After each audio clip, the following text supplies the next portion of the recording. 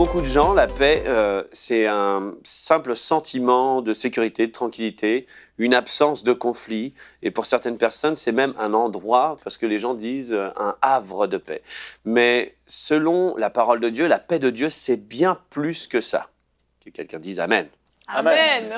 Amen. Philippiens 4,7 dit « Et la paix de Dieu, qui surpasse toute intelligence, gardera vos cœurs et vos pensées en Jésus-Christ. » Et il y a de grandes révélations dans ce verset, puisqu'on voit qu'elle elle surpasse toute intelligence, et en plus que la paix, elle produit quelque chose en nous. Premièrement, la paix de Dieu garde nos cœurs en Jésus-Christ.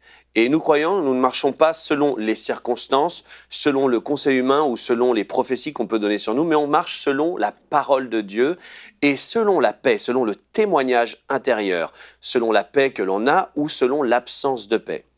La deuxième chose, c'est qu'elle garde nos pensées en Jésus-Christ. La parole nous dit que cette paix a le pouvoir d'assujettir nos pensées et de les tenir soumises à Jésus-Christ.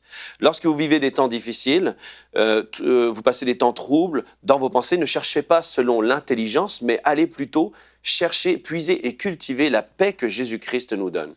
Donc en tant qu'enfant de Dieu, est-ce qu'on devrait vivre cette paix? C'est cette question que tu me poses, Yveline. Avec la parole de Dieu, c'est très simple, ma chère Yveline, de répondre à cette question. 2 Thessaloniciens 3,16 nous dit que le Seigneur de la paix vous donne lui-même la paix en tout temps, de toute manière, que le Seigneur soit avec vous. Et on comprend grâce à ce verset que Jésus-Christ est le Seigneur de la paix. Il est la suprême autorité de la paix. On voit aussi que la paix se reçoit gratuitement, puisqu'il est dit dans ce verset que le Seigneur de la paix vous donne. C'est un don du Seigneur et c'est gratuit. On voit aussi qu'on peut la vivre en tout temps et non pas de temps en temps. Et puis, dans le même verset, on lit qu'on peut la recevoir de toute manière, donc quelles que soient les circonstances. Donc maintenant, comment est-ce qu'on peut expérimenter la paix de Dieu? La paix, c'est un des 9 fruits de l'esprit.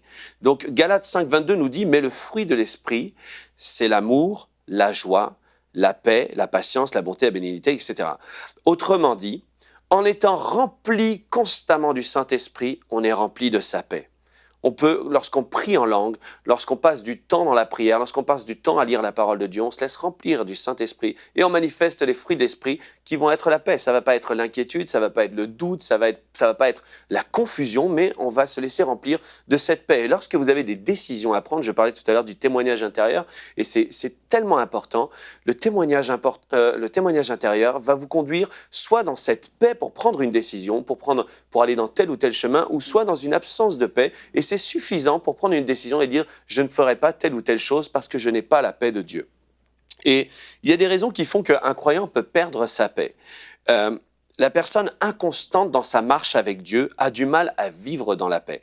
On voit dans Ésaïe 26, 3 qui nous dit « À celui qui est ferme dans ses sentiments, tu assures la paix.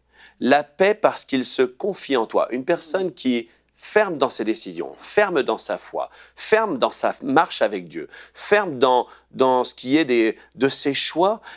La Bible dit qu'il nous assure cette paix. C'est une rétribution pour la personne qui est constante, qui n'est pas irrésolue. Et je l'ai déjà dit dans une autre pensée qui concernait la rébellion, que ceux qui sont rebelles ne peuvent pas vivre la paix. C'est impossible pour eux. La Bible dit « Je jurais dans mon repos, ils n'entreront pas. Je jurais dans ma colère, ils n'entreront pas dans mon repos. » Et il dit encore en Romains 3, 17 « Ils ne connaissent pas le chemin de la paix. » Donc si aujourd'hui vous avez des problèmes dans votre vie, vous avez un manque de paix constant. Vous êtes souvent tourmenté et puis vous avez un problème avec vos autorités ou avec les gens qui vous entourent. Vous avez un problème... vous n'arrivez pas à trouver et vivre cette paix. C'est pourtant une promesse et la portion des chrétiens, la portion des croyants. Vous devez vivre cette paix. Alors peut-être que vous devez vous examiner et puis commencer à voir ce qui fait que vous êtes rebelle. Peut-être que vous vous êtes rebellé à une autorité et que ça, c'est impossible pour vous de continuer à marcher dans cette situation et de recevoir sa paix. La paix est pour ceux qui, je disais dans le verset précédent, pour ceux qui sont fermes dans leurs sentiments. Notre paix, c'est l'assurance que notre vie est cachée en Christ. On pourrait nous ôter tout ce que nous avons, nous mettre en prison, nous-mêmes nous jeter dans la fosse aux lions. Nous savons que nous avons fait la paix avec Dieu et qu'aucun trésor de ce monde n'est plus précieux que cela. Alors aujourd'hui, décidez de marcher dans votre héritage. Votre héritage, c'est la paix en Jésus-Christ. Retrouvez la suite de ce programme dans l'émission Bonjour chez vous sur ENCI TV.